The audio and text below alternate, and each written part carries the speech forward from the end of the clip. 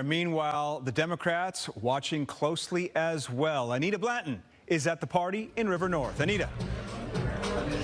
It's a party, it's a party, it's a party. Yeah, the room has filled up quite nicely. We just saw Attorney General Kwame Raoul come in, and there are several others who are here as well. You know, I've been speaking with people who are here throughout the evening, and they say, as you just heard there with Elizabeth at the Republican headquarters, that, you know, at best, they are maybe cautiously optimistic, but at the very least, you know, some people say there's not just a sense of getting fazed by anything as of yet. They believe that the states that were supposed to be called, that they believe would be called for Donald Trump, have already been called, and they know that the math is still mathing in their favor, they believe, for Kamala Harris, Vice President Kamala Harris. So there was a thunderous round of applause in here when Illinois became one of the states that was officially called for their candidate, because Illinois was never really in jeopardy to go any other way. The Harris-Walz ticket they knew would probably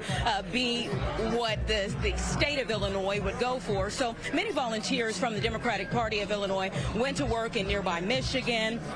I just spoke with a woman who got off the road moments ago from working in Wisconsin to try to get out the vote there as well. They are energized about the possibility of being a part of history, and I'll tell you that they have been that way ever since Kamala Harris ascended to the top of this ticket back in August. But I had to ask the Lieutenant Governor, Juliana Stratton, and also Senator Dick Durbin, who were here, about why it's still so close with so much enthusiasm over these months. There's lots of reasons why I feel, and I think many people feel, disappointed that it could be so close, because there's such a stark contrast between these two candidates.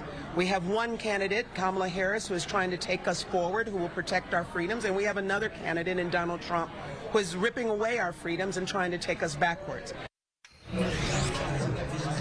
She says that, of course, here in our state, they are still watching the two U.S. congressional seats that are very vulnerable. That's in the 13th and the 17th district very closely. I can tell you among those that Representative Eric Sorensen is behind as of right now. We'll see how that goes throughout the rest of the night. But they know, everyone in here, that whoever ends up winning those races and whoever ends up winning this ticket to get into the White House will have to work together to get anything done on behalf of the American people.